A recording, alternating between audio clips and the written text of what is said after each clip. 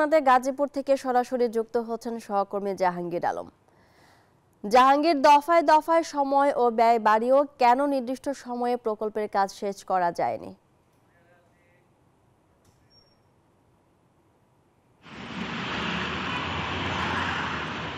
মাহমুদা মনি, আমি এখন রয়েছি গাজীপুরের ঢাকা ময়মনসিংহ মহাসড়কে বিআরটি প্রকল্পে।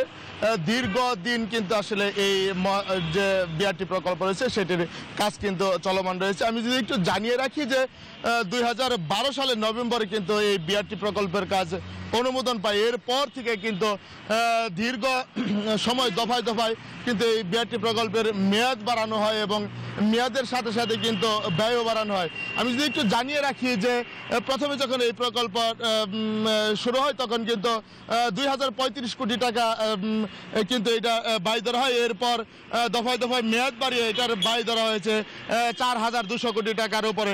তো আসলে এই রাস্তায় যে চলাচলকারী যে যারা রয়েছে তারা কিন্তু চরম ভোগান্তিতে পড়েছেন এবং এই রাস্তায় বিআরটি প্রকল্পের কাজ দীর্ঘদিন চলমান থাকায় কিন্তু চরম ভোগান্তি এবং চরম যানজটের সৃষ্টির কারণে কিন্তু সাধারণ মানুষ এই রাস্তায় চলাচলকারী যারা তারা কিন্তু স্বস্তি চায় এবং বিআরটি প্রকল্পের যে সচিব রয়েছে তিনি কিন্তু জানিয়েছেন যে 98 ভাগ কাজ শেষ হয়েছে এবং 2 ভাগ কাজ রয়েছে। এরই মধ্যে কিন্তু 16 ডিসেম্বর কিন্তু স্বল্প পরিসরে কিন্তু বিআরটি প্রকল্পের বাচ্চারা হবে এবং এরপরে 25 সালে জুন মাসে কিন্তু বিআরটি প্রকল্পের কাজ শেষ হবে এমনটি জানিয়েছেন।